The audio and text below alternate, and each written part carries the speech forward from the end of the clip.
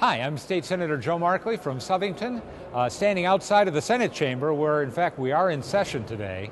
I believe it's only the third day this year that the Senate has been in session. That's because so much of the work at the beginning of the year is at the committee level. And until the bills clear the committee, there's not too much for the Senate to do for final votes. What we have today, as the last time we were in session, is simply executive nominations. There's a number of different nominations that the governor makes, not just for judges, but for commissioners and many, many agency heads that have to be approved by the General Assembly. By and large, these are not controversial. We had only one on the agenda today that there was a challenge to, and the governor got his way on a party line vote, as usually happens. We've also been a day of hurry up and wait because there's negotiations going on between legislative leadership and the governor concerning the budget situation. So the Senate has actually stood in recess on and off as that has been going on. The budget situation continues to be very grave. I've talked about it before, and I'm not going to go deeply into it right now. The Republicans did bring out a budget alternative this week. I think something that nobody is completely happy with, but I think is a considerable improvement over what the governor gave us in February. And I believe that it will be part of the process in the negotiations going forward. The problem, to my mind, is bad this year. It's going to be much, much worse next year. The more progress we can make this year, the better chance we have of getting through next year's budget unscathed. I mentioned that the committee work is coming to its end. We have what's called the JF deadline. That means joint favorable, which are the dates by which committees have to make final action on bills to send them on to the House or Senate for a vote. And in my case, I've got 4 committees, two of them where I'm ranking member, Human Services and Public Health, which are just about to have their last meetings in the next couple of days. So there's a lot of bills to keep an eye on that side.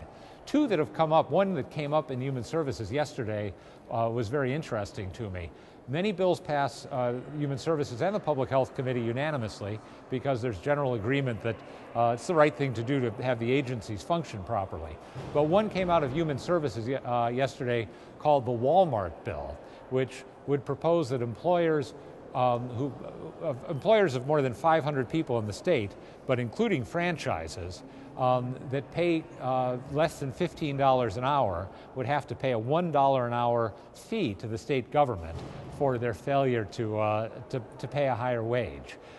You wouldn't, if you know me, you know that I oppose that, as did all the Republicans on the committee, and in fact one of the Democrats.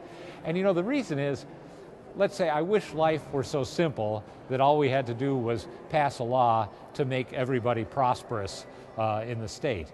But if you try to raise wages by legislative fiat, all you're going to do is discourage businesses from starting, from remaining in the state, from coming in the state, and destroy opportunity to create low-paying jobs that give people a foot on the ladder upwards. We talk so often about how much we need people to have entry-level jobs, and then bills are put forward like this, which I think would destroy them.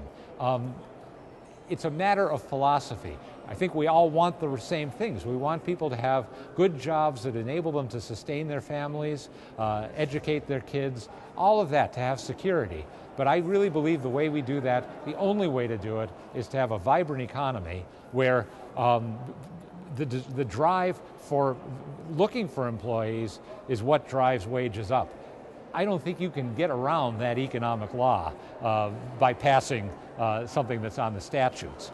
Another bill that's going to come up in public health soon concerns payments to hospitals. And many of you have contacted me about what the state has done since I've been back here under the governor's orders, year after year, cutting payments that have been promised to hospitals. Most recently, the legislature actually went back in December and insisted that the governor release tax money that was taken from the hospitals that was promised largely to be returned to them on a complicated formula. And the governor came out and said, I don't care what the legislature said, I'm not going to do it.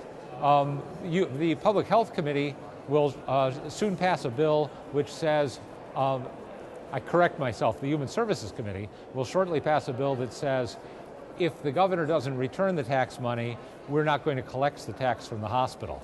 I think that's a way at least to send a message to the governor that we can't keep using the hospitals as whipping boys. Believe me, I feel like in the next few years, everybody is going to have a burden because of the bad fiscal situation that the state has gotten into.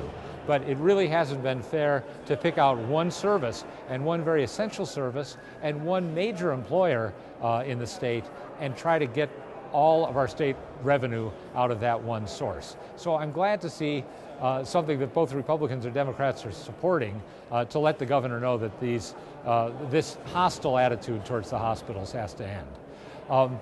That's good for today. I will give you an update in the next week or two as the committee work ends and as we get more into the actual Senate sessions. Until then, this is Senator Joe Markley. Pleased to be with you and grateful for your attention.